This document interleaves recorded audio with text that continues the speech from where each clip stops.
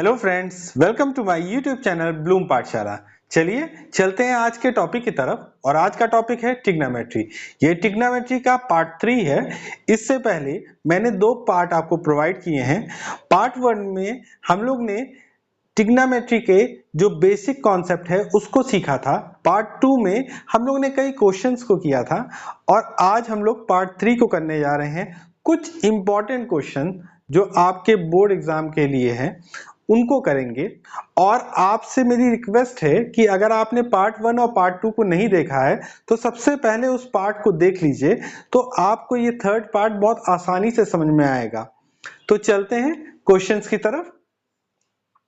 तो बच्चों हम लोग क्वेश्चन नंबर 4 की तरफ चलेंगे। क्वेश्चन नंबर 4 क्या है? If sin a is equal to 3/4 calculate cos a and tan a।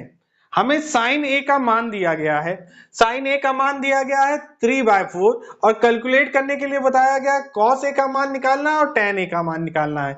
अब बच्चों इसके लिए सबसे पहले तो sin a हमें पता होना चाहिए कि sin a जो मान दे रहा है ये है क्या। तो इसके लिए हम उस मैजिकल फॉर्मूला का यूज करेंगे बच्चों। वो क्या है? हम लिखेंगे पंडित बद्री प्रसाद हरि हरि बोल। और साइन है हमारा कहां पर होता है? तो बच्चों साइन है, हम साइन यहां पर होता है हमारा। ठीक है, तो अब हमको इससे क्या पता चला? हमें ये पता चला ये जो साइन ए का मान दिया गया है ये क्या है? परपेंडिकुलर अपॉन हाइपो है। मतलब ये जो जिस रेशियो में दिया गया है ये हमारा क्या है? परपेंडिकुलर, और ये हमारा क्या है? ये हाइपो। ठीक है, अब हम लोग अपने ट्रायंगल की तरफ चलेंगे। हमारा ट्रायंगल कैसे फॉर्म होगा? देखिए पहली बात तो ये तो हमारा 90 डिग्री है। अब ये 90 डिग्री है तो इसका अपोजिट वाला हाइपो होगा, क्योंकि हाइपो तो चेंज नहीं होता है। तो ये तो हमारा 4 हो जाएगा, क्योंकि हमने हाइपो का क्या माना था? किस अनुपात में? 3:4 में, है ना? तो अगर 3 वो है परपेंडिकुलर तो हाइपो 4 है।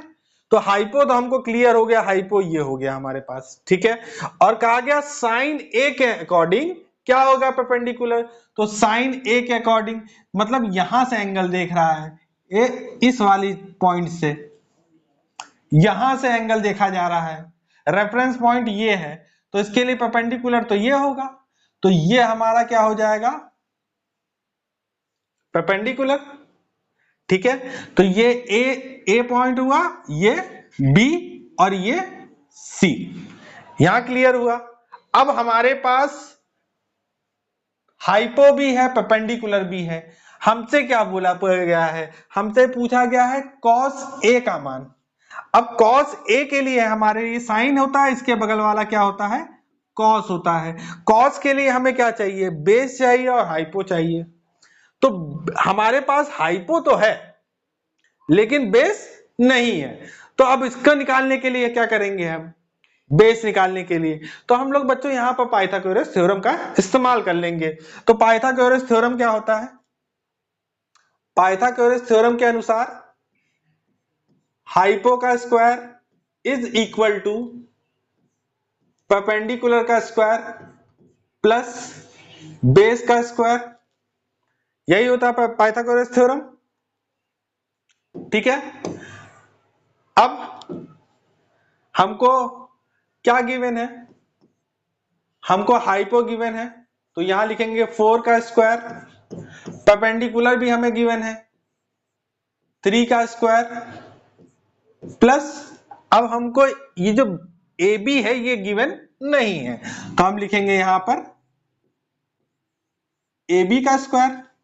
और यही हम फाइंड आउट कर रहे हैं, है ना? तभी तो हमको बेस पता चलेगा।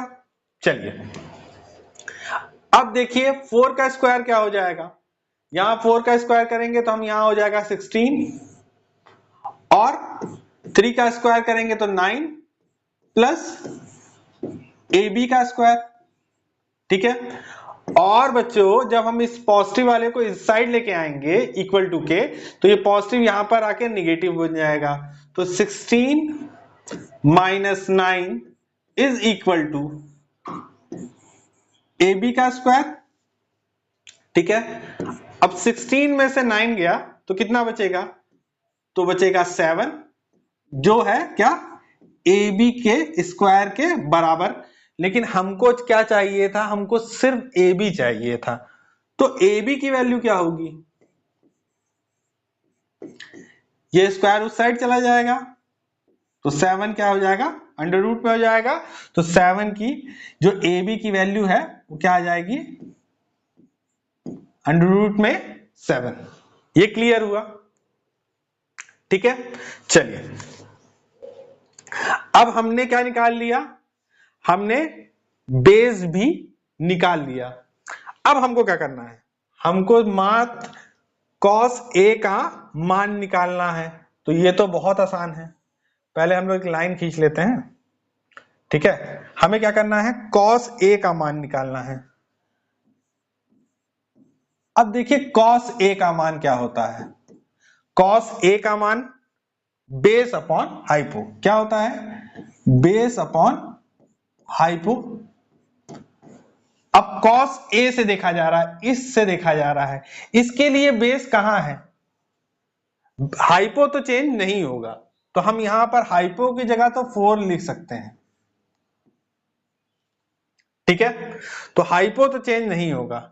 अब हमको बेस लिखना है। बेस इसके लिए क्या होगा? इस एंगल, इस रेफरेंस पॉइंट से, एक से अगर हम रेफरेंस पॉइंट माने तो बेस क्या होगा? जो इसके साथ वाली साइड होगी। देखिए दो साइडें होंगी, एक तो हाइपो होगी और एक और साइड होगी। जो साथ वाली साइड होगी वही इसका बेस होगा, जो अपोजिट वाली साइड होगी वो परपेंडिकुलर होगा। तो साथ में कौन है? तो यही हमारा पहले का आंसर आ जाएगा। बात समझ में आई? हाँ, चलिए आगे चलते हैं। हमसे पूछा गया है tan A का मान।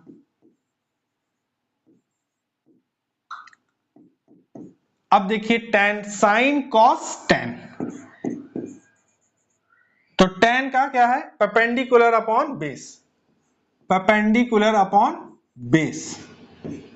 रेफरेंस पॉइंट सेम है तो बेस भी क्या होगा? सेम होगा। होगा नहीं होगा?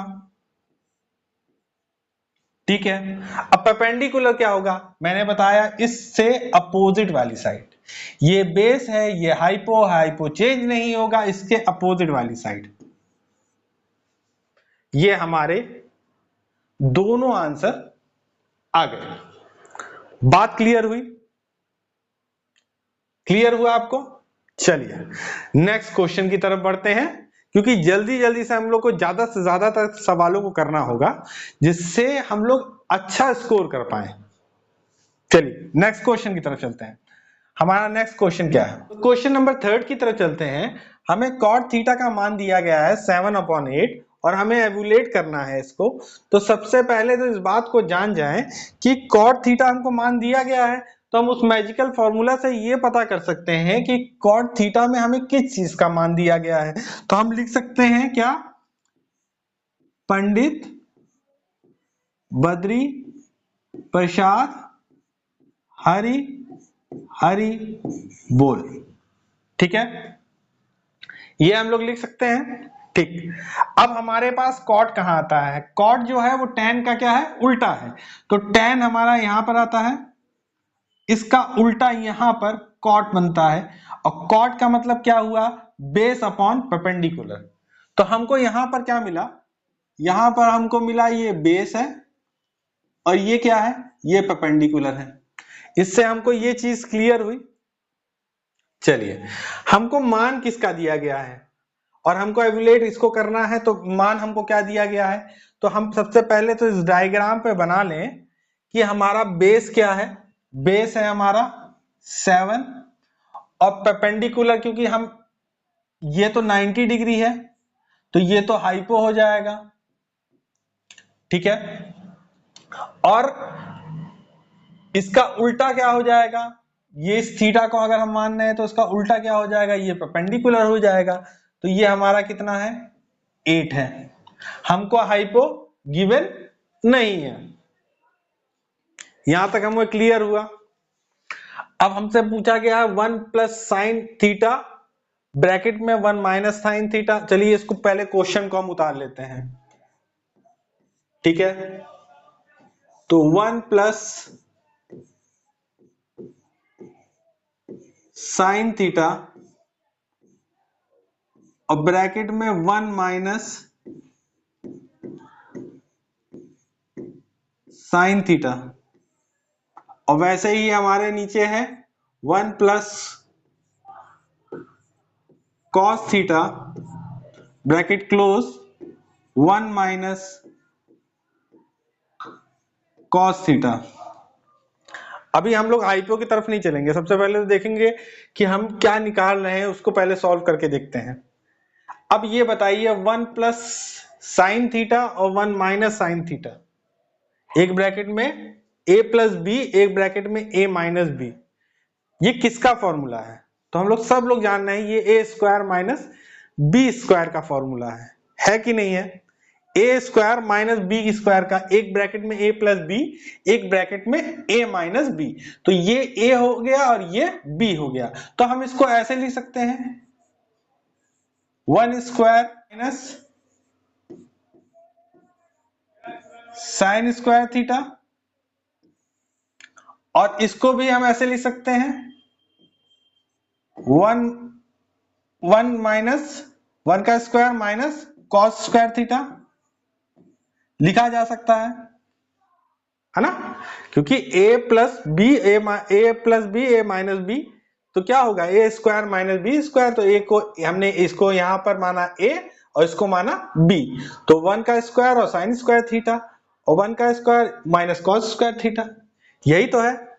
चलिए अब ये बताइए, अगर हम कहें 1 का स्क्वायर क्या होगा, तो हम कहेंगे 1 ही होगा, माइनस साइन स्क्वायर थीटा होगा, वैसे ही 1 यहां पर भी 1 का स्क्वायर 1 ही होगा, माइनस कॉस स्क्वायर थीटा हो जाएगा। अब ये बताइए 1 माइनस साइन स्क्वायर थीटा क्या होता है? इसकी वैल्यू क्या आप लोगों को याद आ रही है? जो पहले मेरे साथ पढ़े हैं, फर्स्ट पार्ट में ही हम लोग ने सभी फॉर्मूले को एक साथ समझा था। हम लोग बात को जानते हैं कि sine square theta plus cos square theta is equal to 1, ये हम लोग जानते हैं। चलिए यहां पर हमको बताया गया 1 माइनस साइन स्क्वायर थीटा, तो 1 माइनस साइन स्क्वायर थीटा की तो वैल्यू क्या आ जाएगी? कॉस स्क्वायर थीटा, वैसे ही 1 माइनस कॉस स्क्वायर थीटा की वैल्यू आ जाएगी साइन स्क्वायर थीटा। चलिए थोड़ा सा हम लोग एक बार फॉर्मूले को रिवाइज कर लेते हैं, देख लीजिए। हम लोग ने इस चीज को समझा था sine square theta plus cos square theta is equal to 1, और साइन स्क्वायर थीटा क्या है? Sine square theta 1 minus cos square theta है, और कॉस स्क्वायर थीटा क्या है? Cos square theta 1 minus sine square theta है कि नहीं है?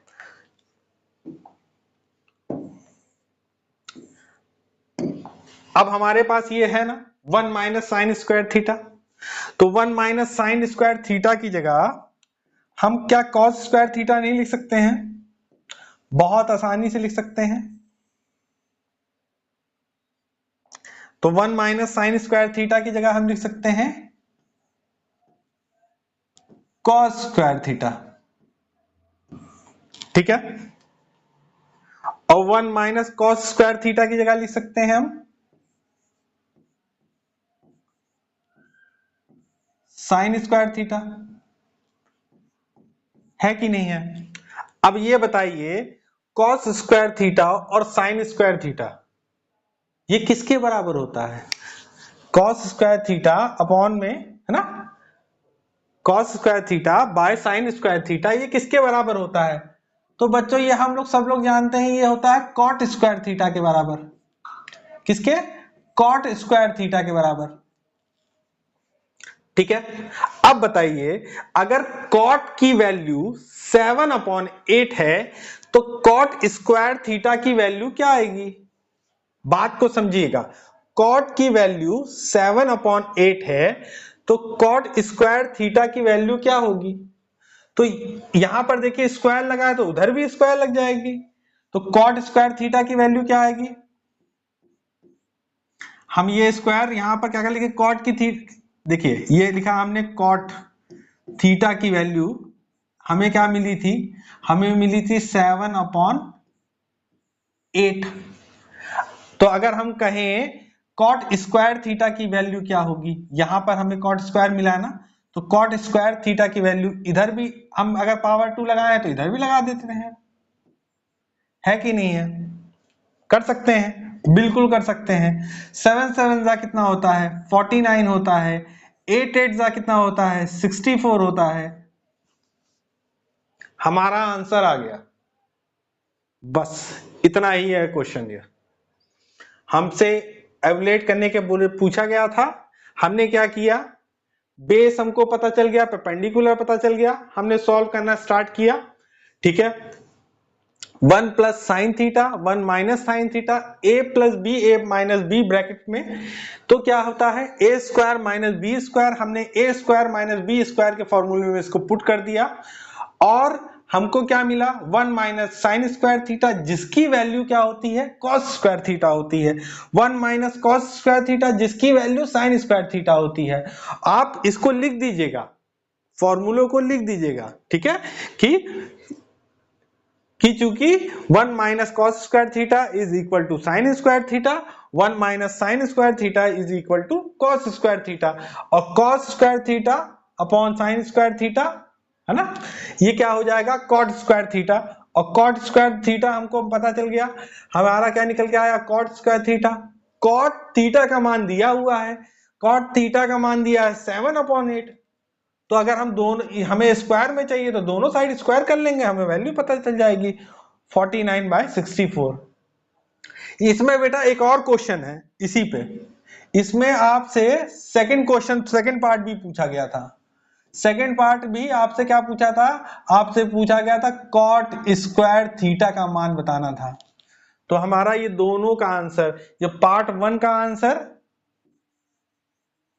और ये पार्ट 1 का और पार्ट 2 का, दोनों का आंसर जो है 49/64 आ जाएगा। कोई डाउट है ना? इसलिए बेसिक से हम लोग समझे हैं जिससे आसान रहेगा हमको समझना, ठीक है। चलिए नेक्स्ट क्वेश्चन की तरफ चलते हैं। हमारा नेक्स्ट क्वेश्चन क्या है, चलिए क्वेश्चन नंबर 5 की तरफ चलते हैं। हमें एक फिगर दिया गया है और हमसे पूछा गया है tan p minus cot r की क्या वैल्यू होगी, tan p minus cot r की। तो सबसे पहले तो उस फॉर्मूले को लिखते हैं, पंडित बद्री प्रसाद हरि हरि बोल। tan हमारा यहां पर होता है नहीं होता है, और कॉट इसी का उल्टा है, तो हमें दोनों कंडीशन में बेस की जरूरत और परपेंडिकुलर की जरूरत है। परपेंडिकुलर गिवन है, बेस हमें गिवन नहीं है, तो सबसे पहले तो हम क्या करें, बेस को निकाल लें। किसके द्वारा निकालेंगे, पाइथागोरस थ्योरम की तरह द्वारा। तो पाइथागोरस थ्योरम क्या है, हाइपो का square is equal to perpendicular का स्क्वायर प्लस बेस का स्क्वायर। अब हाइपो हमें कितना गिवन है, हाइपो गिवन है 13, इसका स्क्वायर कर लेंगे। परपेंडिकुलर हमें कितना गिवन है 12 सेंटीमीटर, इसका स्क्वायर कर लेंगे। अब बेस हमको गिवन नहीं है तो बेस को वैसे ही का वैसा लिख देंगे, ठीक है। 13 का स्क्वायर क्या हो जाएगा, 13 का स्क्वायर हो जाएगा 169 इज इक्वल टू 12 का स्क्वायर 144 प्लस बेस का स्क्वायर। अब 169 सेंटीमीटर से माइनस करेंगे, क्योंकि ये साइड आएगा तो अपने साइन को चेंज कर देगा, पॉजिटिव की जगह निगेटिव हो जाएगा। यहां लिखेंगे 144 सेंटीमीटर इक्वल टू, ये बेस के स्क्वायर के बराबर है, माइनस करेंगे तो कितना आ जाएगा 25 सेंटीमीटर। ये क्या है, ये बेस का स्क्वायर है, ठीक है। अब बेस की वैल्यू क्या हो जाएगी स्क्वायर उधर चला जाएगा, यहाँ आ जाएगी 25 सेंटीमीटर। बेस इक्वल टू क्या हो जाएगा, 5 इंटू 5 है ये, तो हमारा क्या आ जाएगा बाहर 5 आ जाएगा, मतलब 5 सेंटीमीटर जो है हमारा बेस है। क्या है, 5 सेंटीमीटर हमारा बेस है। यहां तक क्लियर हुआ। चलिए अब हमने बेस तो निकाल लिया, अब हमको क्या करना है, हमको करना है tan p minus cot r। तो सबसे पहले हमको अब क्या निकालना है, हमको निकालना है tan p minus cot r। तो सबसे पहले हम tan p की वैल्यू निकालें। tan p की वैल्यू क्या होगी, पहले तो tan का की वैल्यू क्या होती है, tan की वैल्यू होती है परपेंडिकुलर अपॉन बेस। क्या होती है, tan की वैल्यू होती है परपेंडिकुलर अपॉन, यहां हम लोग लिख देते हैं परपेंडिकुलर अपॉन बेस। अब हमको tan p से, हमारा रेफरेंस पॉइंट क्या है, p है, p के दृष्टिकोण से इस ट्रायंगल को देखना है, p के दृष्टिकोण से इस ट्रायंगल को देखना है। तो हमारा क्या होता है, परपेंडिकुलर अपॉन बेस। अब परपेंडिकुलर हमारा यहाँ पर क्या है, देखिए जो साथ वाली साइड होगी ये तो बेस होगी, हमको पता है। साथ वाली साइड, देखिए दो साइडें हैं p के साथ, कौन कौन सी, एक तो है क्या 90 डिग्री के अपोजिट वाली, ये तो हाइपो हो गई, और दूसरी साइड ये है। अब ये क्या हो जाएगी, ये तो बेस हो जाएगी, और इसकी अपोजिट साइड जो होगी वो परपेंडिकुलर होगी। तो tan p की वैल्यू क्या हो गई, हमारी आ गई परपेंडिकुलर, हमारा क्या हो जाएगा, ये हो जाएगा, मतलब 5। अब बेस कितना हो जाएगा, बेस हो जाएगा बच्चों हमारा 12। ठीक है, तो tan p का मान तो हमको पता चल गया। अब हमसे दूसरा क्या पूछा गया है, हमसे पूछा गया cot r का मान पता करना है। cot r का तुरंत ही हमारा रेफरेंस पॉइंट बदल जाएगा। cot की वैल्यू पहले क्या होती है, cot की वैल्यू होती है बेस अपॉन परपेंडिकुलर। तो हमको क्या क्या चाहिए, बेस चाहिए और परपेंडिकुलर चाहिए। अब हमको ट्रायंगल कहां से देखना है, हमें R हमारा रेफरेंस पॉइंट होगा, यहां से हमको ट्रायंगल देखना है। अब इसके लिए बेस क्या है, अब इसके लिए तो बच्चों बेस यही है ना, ये तो दो साइडें होती हैं जहां पर वो रहेगा, तो ये तो हाइपो होगी, इसको तो हम छुएंगे नहीं। साथ वाली जो साइड होगी वो बेस होगी, तो बेस तो इसके लिए ये है। परपेंडिकुलर क्या होगा, परपेंडिकुलर ये होगा, है कि नहीं है। तो हमारा क्या होगा यहाँ पर होगा 5/12। ठीक है, चलिए हमें क्या करना है, माइनस करना है। किसको माइनस करेंगे हम, tan p minus cot r, इसकी वैल्यू को, tan p की वैल्यू 5/12 माइनस कॉट r की वैल्यू 5/12, और जिसका मान आ जाएगा 0, है कि नहीं है, बात समझ में आई। तो हमारा आंसर आ गया क्या, हमारा आंसर आ गया 0। समझ में आया आपको। यहां पर बस आप इस बात को देखिएगा हम किस दृष्टिकोण से ट्रायंगल को देख रहे हैं। जब हम P के दृष्टिकोण से देख रहे हैं तो ये तो हमारा क्या हो जाएगा, ये तो हमारा हाइपो ही रहेगा, ये हमारा क्या हो जाएगा, क्योंकि किस पे खड़ा हुआ है, इस पे खड़ा हुआ है, तो बेस इसका यही होगा। P के दृष्टिकोण से जो P के साथ वाली साइड होगी, एक तो हाइपो होगी और एक क्या होगी, बेस हो जाएगी। तो साथ में तो यही साइड है, तो इसके एंगल से तो ये बेस हो जाएगा, और इसके अपोजिट में ये साइड है तो ये परपेंडिकुलर हो जाएगा। ठीक है, ये परपेंडिकुलर हो जाएगा। जब R के दृष्टिकोण से देखेंगे तो ये बेस हो जाएगा और ये परपेंडिकुलर हो जाएगा। बात समझ में आई आपको। हाँ, चलिए अगर आपको मेरी ये वीडियो अच्छी लगी हो तो मेरी वीडियो को लाइक कीजिएगा, चैनल को सब्सक्राइब कीजिएगा और बेल आइकन को प्रेस करना मत भूलिएगा। Thank you, have a nice day.